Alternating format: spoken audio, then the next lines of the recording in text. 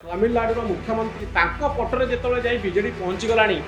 आपण भावुना केंद्रीय बीजेपी को लगे नवीन पट्टनायक बीजेडी दल जन्म किए करता बीजेपी बर्तमान केन्द्र में क्षमतार अच्छी एम को मोड़ापी बीजेपी जदि चाहे बहुत समय लगे स्टालिन को पाखक नवीन बाबू जितेबाला प्रतिनिधि पठाउछंती गोटे कथा स्पष्ट करुछंती जे मु विरोधी भूमिका रे रहिबा पाई चाहूची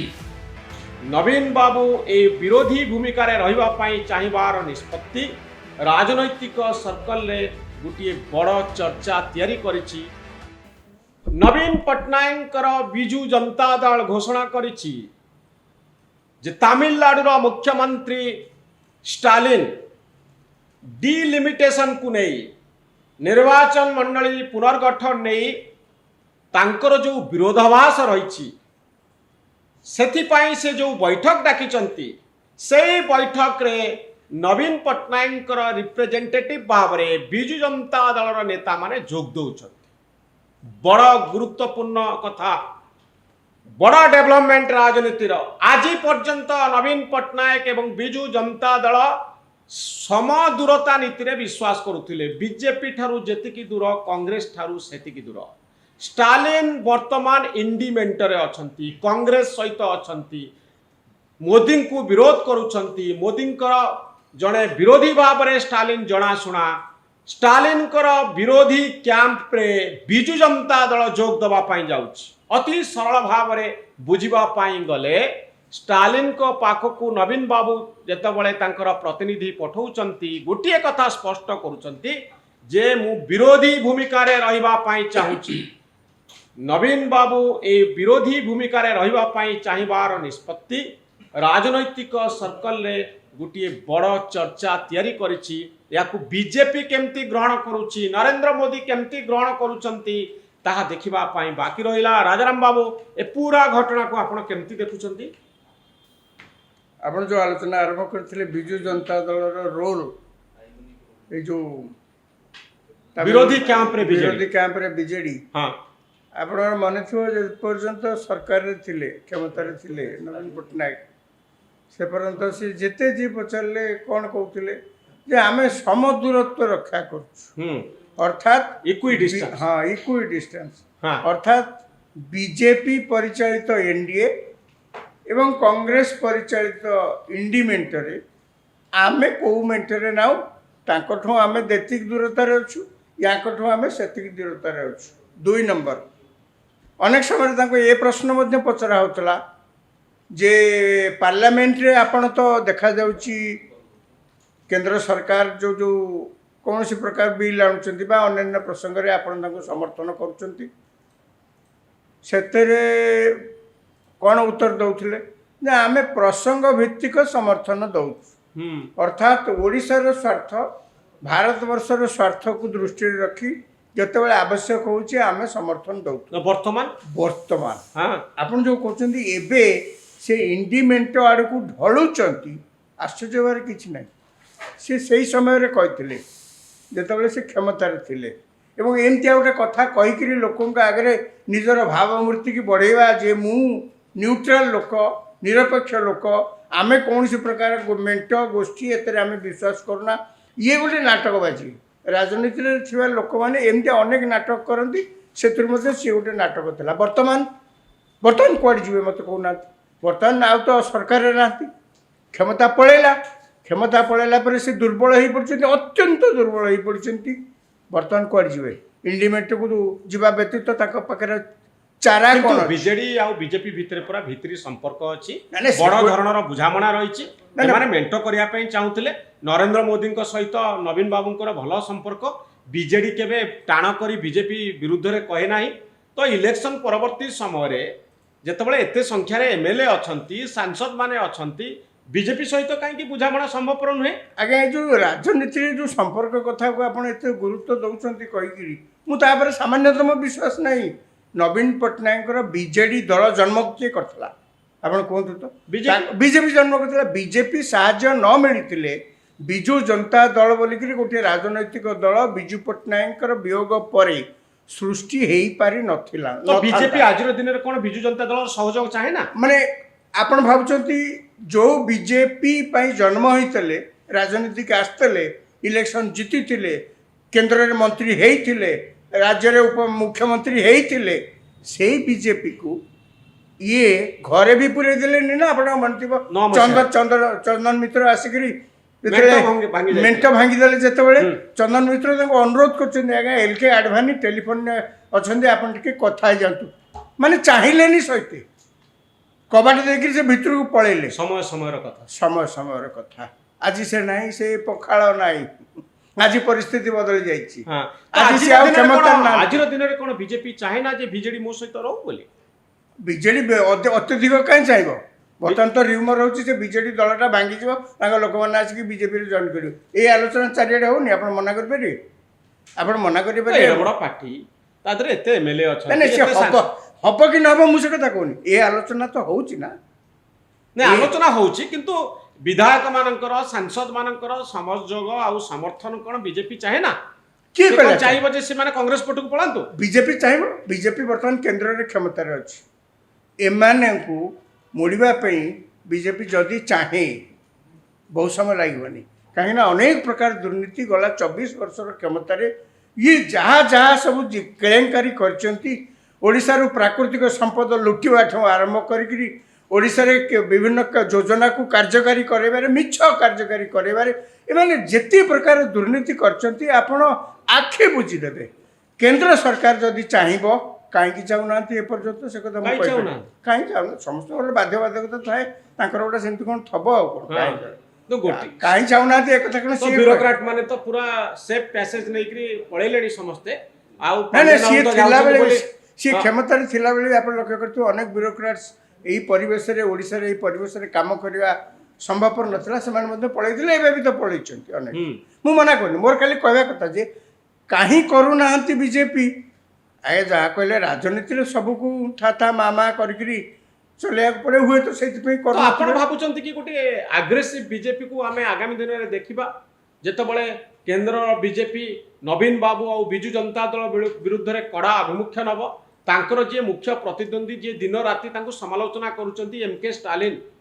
ତାମିଲନାଡୁର ମୁଖ୍ୟମନ୍ତ୍ରୀ ତାଙ୍କ ପଟରେ ଯେତେବେଳେ ଯାଇ ବିଜେଡି ପହଞ୍ଚିଗଲାଣି ଆପଣ ଭାବୁନାହାନ୍ତି ଏହା କେନ୍ଦ୍ରୀୟ ବିଜେପିକୁ ରଗେଇବ ନରେନ୍ଦ୍ର ମୋଦିଙ୍କୁ? ନାଇଁ ମୁଁ ମନା କରୁନି ଆପଣଙ୍କ ସହିତ ମୁଁ ଦ୍ୱିମତ ହେଉଛି ମୁଁ ଅସ୍ୱୀକାର କରୁନି ଆପଣଙ୍କ କଥାକୁ ଯେ ବର୍ତ୍ତମାନ ସେ ଯାଇକିରି ସେଠି ହାତ ମିଳେଇକିରି ଯଦି କିଛି ଷ୍ଟେଟମେଣ୍ଟ ହେରିକା ଦିଅନ୍ତି ଯେଉଁଟାକି ବିଜେପି ଏଗେନଷ୍ଟରେ ସେଣ୍ଟ୍ରାଲ ବିଜେପି ଏଗେନଷ୍ଟରେ କିଛି ଯିବ ବିଜେପି ଚାହିଁଲେ ମଧ୍ୟ ଆଙ୍କୁ ମୋଡ଼ି ଦେଇପାରେ ସେଥିରେ କିଛି ବେଶୀ ସମୟ ବି ଲାଗିବନି ଆଙ୍କର କୃତକର୍ମ ପାଇଁ ଇଏ ବିଜେପି କରୁନି ସେଇଟା ଗୋଟେ ପ୍ରଶ୍ନ। ତ ଆପଣ ଭାବୁଛନ୍ତି କି ଷ୍ଟାଲିନଙ୍କ କ୍ୟାମ୍ପକୁ ନବୀନ ବାବୁ ଗଲା ପରେ ବିଜେଡି ଗଲା ପରେ ଏହାର ଗୋଟିଏ ପ୍ରଭାବ ବିଜେପି ଉପରେ ପଡ଼ିବ? ମାନେ ଆମେ ଭାବିବାରେ କିଛି ନା ଆମେ ଭାବିବା ଆମେ ତ ବହୁତ କଥା ଆନାଲିସିସ୍ କ'ଣ କହୁଛି ଆପଣ? ନାଇଁ ଆନାଲିସିସ୍ ମାନେ ଆମେ ଏହା ଭାବୁଛେ ଗୋଟିଏ ଆଗ୍ରେସିଭ ବିଜେପିକୁ ଆମେ ଦେଖିବା ହଁ ଗୋଟେ ଆଗ୍ରେସିଭ ବିଜେପି କି ଆମେ ଯେ ସମ୍ପର୍କ ତୁଟିଗଲା ନବୀନ ବାବୁ ଷ୍ଟାଲିନଙ୍କ ପାଖକୁ କ'ଣ ସିଏ ସେଠି ଭିନ୍ନ ପ୍ରକାରର ନାଇଁ ସେ ଯେଉଁ ଚେନ୍ନାଇ ମିଟିଂ କି ଯାଉଛନ୍ତି ସେଠି ଆଙ୍କ ଦଳର ପ୍ରତିନିଧି ଯାଉଛନ୍ତି ନବୀନ ପଟ୍ଟନାୟକ ତ ନିଜେ ଯାଉନାହାନ୍ତି ତାଙ୍କ ପ୍ରତିନିଧି ଯାଉଛନ୍ତି ଦୟାନିଧି ମାରନ ଯେତେବେଳେ ଆସିଥିଲେ 2 ଜଣିଆ ପ୍ରତିନିଧି ଦଳରେ ଆସିଥିଲେ ସେତେବେଳେ ନବୀନ ପଟ୍ଟନାୟକ କହିଥିଲେ ମୁଁ ଆପଣଙ୍କ ମିଟିଂକି ଯିବି ମୁଁ ମାନେ ସିଏ ତ ନିଜେ ଯିବେନି ତାଙ୍କ ପ୍ରତିନିଧି ଯାଉଛନ୍ତି ବୋଲି ଯାହା ଶୁଣିବାକୁ ମିଳୁଛି ମୁଁ ଜାଣିନି ଶେଷ ମୁହୂର୍ତ୍ତରେ କ'ଣ ହେବ ହ୍ୱାଟ୍ ଏଭର୍ ସିଏ ସେଠି ଗଲା ପରେ କିଏ ଆଭିମୁଖ୍ୟ ନେଉଛନ୍ତି କାହିଁକି ନା ଏଇ ଯେଉଁ ପ୍ରସଙ୍ଗ ଉପରେ ସେ ଡାକିଛନ୍ତି ମିଟିଂ ଏଥିରେ ମନେ ରଖିଥାନ୍ତୁ ସେ ତାମିଲନାଡୁର ମୁଖ୍ୟମନ୍ତ୍ରୀ ଏବଂ ତାଙ୍କ ଦଳ ୟାଙ୍କର ଗୋଟେ ବଡ଼ ଭୂମିକା ଅଛି ଏଥିରୁ ରାଜନୈତିକ ସ୍ୱାର୍ଥ ନେବା ପାଇଁ କାହିଁକି ବର୍ତ୍ତମାନ ଯାହା ନିୟମ ଅଛି କେନ୍ଦ୍ର ସରକାର ସେ ନିୟମରୁ ଏପର୍ଯ୍ୟନ୍ତ ଭାଙ୍ଗି ନାହାନ୍ତି ନିୟମ କ'ଣ ଅଛି ସେ ଡିଲିମିଟେସନ୍ କଥା କହୁଛନ୍ତି ତ କ'ଣ ଡିଲିମିଟେସନ୍ର ନିୟମ ବର୍ତ୍ତମାନ ଅଛି ବର୍ତ୍ତମାନ ସୁଦ୍ଧା ସାମ୍ବିଧାନିକ ନିୟମ ଯାହା କରାଯାଇଛି ପ୍ରଥମେ ସମ୍ବିଧାନକୁ ପରିବର୍ତ୍ତନ କରାହେଇକିରି ଯେଉଁ ଡିଲିମିଟେସନ୍ ହେଇଥିଲା ତାକୁ ବଦଳାଇଗଲା ଇମର୍ଜେନ୍ସି ବେଳେ ଇନ୍ଦିରା ଗାନ୍ଧୀଙ୍କ ସମୟରେ ପୁଣି ତାକୁ ଯେଉଁ ସାମ୍ବିଧାନିକ ପୁଣି ବଦଳାଇକି ତାକୁ ପୁଣି ବଢ଼େଇଛନ୍ତି କ'ଣ ବଢ଼େଇକିରି କରିଛନ୍ତି ବର୍ତ୍ତମାନର ସ୍ଥିତି କ'ଣ ଯେ 2026 ମସିହାରେ ଯେଉଁ ଜନଗଣନା ହେବ ତା ପର ଜନଗଣନାକୁ ଆଧାର କରି ଅର୍ଥାତ୍ 2031 ମସିହାର ଜନଗଣନାକୁ ଆଧାର କରି डिलिमिटेशन कमिशन बसिब एवं से डिलिमिटेशन कमिशन सीमा निर्धारण करिवो। यह तो कथा है ना। मूल संविधान ने कौन व्यवस्था थिला? मूल संविधान ने कौन व्यवस्था थिला आज्ञा? मूल संविधान ने व्यवस्था थिला भारत रे एमपी सीट एवं विधानसभा मानकर एमएलए सीट एभली भाव में बंटा जीव जेमती सारा देश रे सबु एमएलए सबु एमपी तांको भोटर मूल्य पाखापाखि सामान रहिबो। सेहिथिपई आपण लक्ष्य करथिबे एक गोटे गोटे लोकसभा एवं असेंबली कन्स्टिट्युएंसी रो साइज आपण देखिबे जदि कोठी एते बड़ साइज अछि आ कोठी एते बड़ साइज अछि तार कारण हला जो क्राइटेरियन निया गला अर्थात पॉपुलेशन सेंसस को निया गला से क्राइटेरियन ने आपण लक्ष्य करिवे कोठी गोटे पार्लियामेंट कन्स्टिट्युएंसी रो भोटर मानकर संख्या होछि 7,50,000 आउ कोठी 8,40,000 आउ कोठी 10,00,000 केते पाखापाखि माने सबुठे जे 7,00,000 केते एटा जानी शुणी संविधान जेतले तयारी हेतिला एई व्यवस्था करा हेतिला ता फल रे कि उत्तर प्रदेश राज्यसभा इलेक्शन में अपन लक्ष्य करथिबे जेतले भोट दियंती जणे भोट देले 5 जण भोट देले सेटा काउंट हुएनी। प्रति भोटर गोटे मूल्य थाए। उत्तर प्रदेश विधायक मानकर भोट मूल्य एतिकी ओडिशार भोटर मानकर विधायक मानकर भोट मूल्य एतिकी राष्ट्रपति निर्वाचन में आप लक्ष्य करना कहीं से कराए आपन तो कहते ओडिशा 147 एमएलए 147 भोट सेमती हुए नहीं आज्ञा। से संविधान ने व्यवस्था कराइला जे 1 vote and 1 value also value जमी पाखापाखि रही एकदम सामान न हो पारे पाखापाखि रही सी कि कौन ऑब्जेक्शन कर सी कहते या बदला आज्ञा संविधान जहाँ कर लोक संख्या कमिगला फैमिली प्लानिंग कर आम फैमिली प्लानिंग कलु बास आपण नॉर्थ रे आपण उत्तर प्रदेश रे बिहार रे अलग राज्य रे फैमिली प्लानिंग ऑपरेशन ठीक हलानी। वर्तमान परिवर्तित परिस्थिति रे आमे साउथ रो लोक माने दक्षिण भारत रो लोक माने आमे कहीं पेनालाइज होबु कारण आमे जन्म नियंत्रण कलु आम छुआ परिवार संख्या कमेलु 2टी छुआ नीति को आमे पालन कलु आमर लोक संख्या कमी गले सेति स्टालिन बुली बुली कहउचंती आपण जनसंख्या बढ़ाओ आमर कमीबाटा भूल हे गला आ नॉर्थ इंडिया रे कमिलानी आ न कमिबा जोगु से माने बहुत एमपी सीट पाइबे आउ कमिबा जोगु आमे कम सीट पाइबे नहीं वर्तमान नहीं आप कहते ठीक कथा मु मना करू यही कारण देखिरी से पाटितुंड कले बोलिकी जो ना 1976 मसीह जो डिलिमिटेशन कमिशन होता पोस्टपोन करागला 2002 रे जो होता पुणी आमेंडमेंट कर पोस्टपोन करागला तेणु से आधार रे माने पार्टी कले आमर पॉपुलेशन सरकार से भी जीते एवं सीना कांग्रेस पटिया अच्छी बोली गोटे राजनैतिक दृष्टिकोण से स्टालिन को कैंप रे बसिक कांग्रेस पहुंची ना कांग्रेस बा सरकार रे थिला कांग्रेस पर आमेंडमेंट कर संविधान एवं कौन कांग्रेस बदल कि देखा से कांग्रेस दल जो कले से मूल संविधान ने कौन थी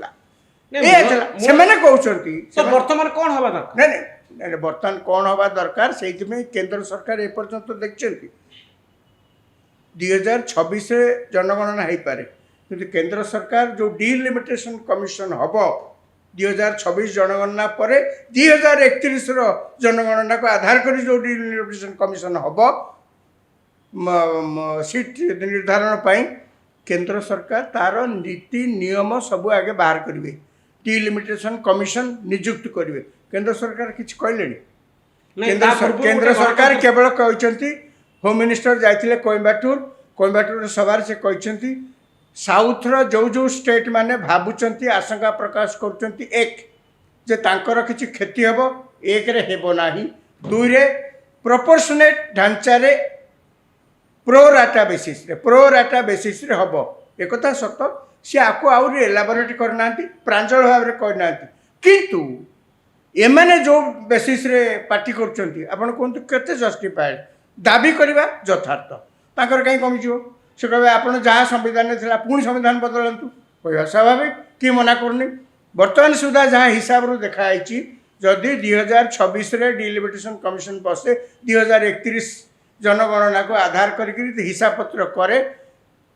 दक्षिण भारत में समुदाय 130 लोकसभा सीट अच्छी मोटामोटी से 12टा कि 17ଟା এইଭଳି ରେଞ୍ଜରେ ତାଙ୍କର ସିଟ୍ କମିଯିବ ହୁଁ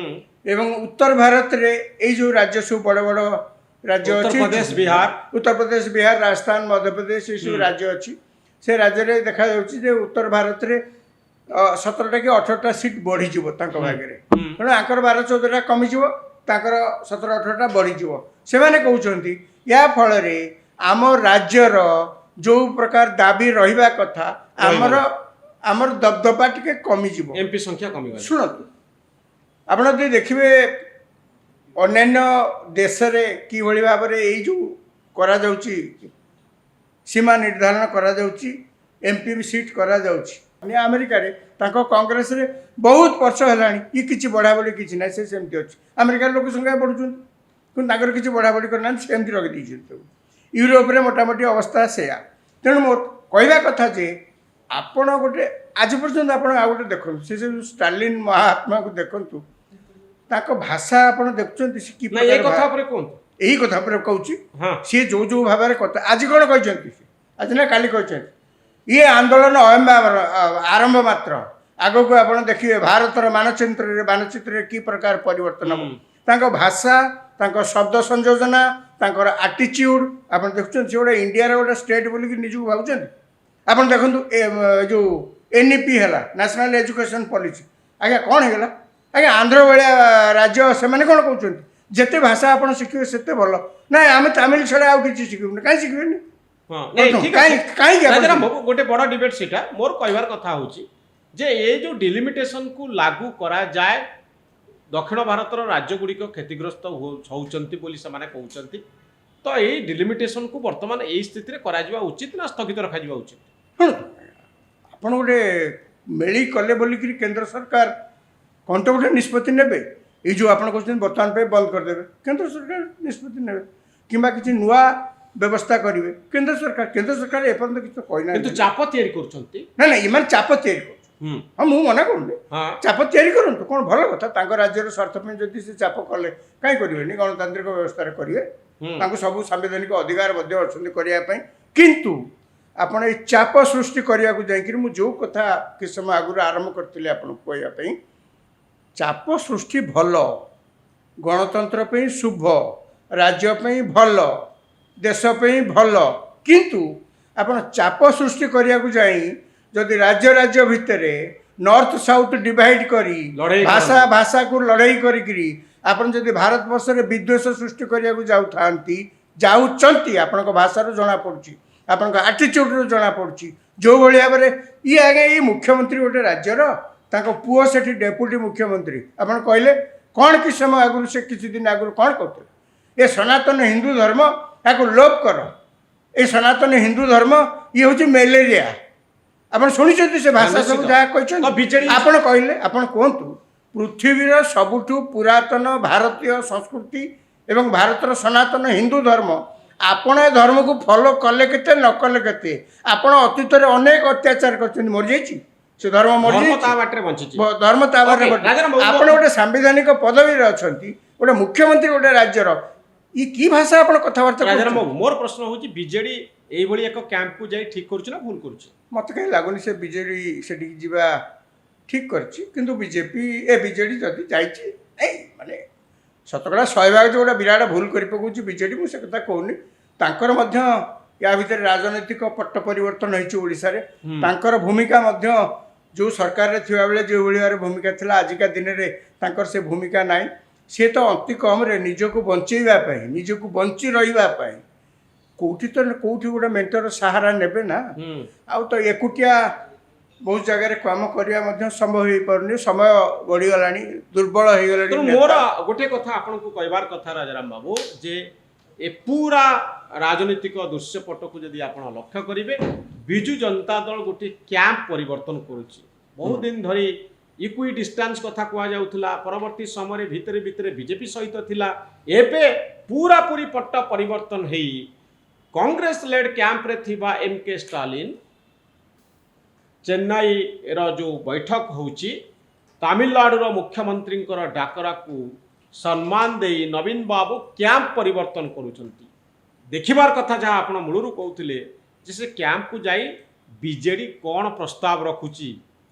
କିଭଳି ଆଭିମୁଖ୍ୟ ଗ୍ରହଣ କରୁଛି, ସତରେ କେନ୍ଦ୍ର ବିରୁଦ୍ଧରେ ଲଢ଼େଇ ପାଇଁ ବିଜୁ ଜନତା ଦଳ ମାନସିକ ସ୍ତରରେ ପ୍ରସ୍ତୁତ ହେଉଛି କି ଏବଂ ଷ୍ଟାଲିନଙ୍କ କ୍ୟାମ୍ପରେ ରହି ଇଣ୍ଡିମେଣ୍ଟରେ ସାମିଲ ହେବା ପାଇଁ ଗୋଟିଏ ପଥ ପ୍ରସ୍ତୁତ ହେଉଛି କି, ଭାରତ ବର୍ଷର ଯେଉଁ ଜାଗାରେ ନରେନ୍ଦ୍ର ମୋଦିଙ୍କୁ ବିରୋଧ କରାଯାଉଛି ଆମର ପଡ଼ୋଶୀ ପଶ୍ଚିମବଙ୍ଗ ଭଳି, ଆଉ ସେମାନେ ଯେଉଁ ଏକଜୁଟ ହେଉଛନ୍ତି ତାରି ଭିତରେ ବିଜେଡି ନିଜର ସ୍ଥାନ ବାଛିବା ପାଇଁ ଯାଉଛି କି? ଏ ହେଉଛି କୋଟିଏ ଟଙ୍କାର ପ୍ରଶ୍ନ, ଯାହାର ଉତ୍ତର ଖୁବ୍ ଶୀଘ୍ର ମିଳିବ। ବହୁତ ଧନ୍ୟବାଦ ରାଜାରାମ ବାବୁ। ମୁଁ ଆଶା କରିବି ଏ ଭିଡ଼ିଓଟି ଆପଣଙ୍କୁ ଭଲ ଲାଗିବ। ନ୍ୟୁଜ୍ ରୁମ୍ର ଭିଡ଼ିଓ ଗୁଡ଼ିକୁ ଲାଇକ୍ କରନ୍ତୁ, ସେୟାର କରନ୍ତୁ, ଆମ ଚ୍ୟାନେଲ ନ୍ୟୁଜ୍ ରୁମ୍କୁ ସବସ୍କ୍ରାଇବ୍ କରନ୍ତୁ, ଆଉ ଆମ ଭଳି ସାମ୍ବାଦିକମାନଙ୍କୁ ଉତ୍ସାହିତ କରନ୍ତୁ। ଧନ୍ୟବାଦ, ନମସ୍କାର।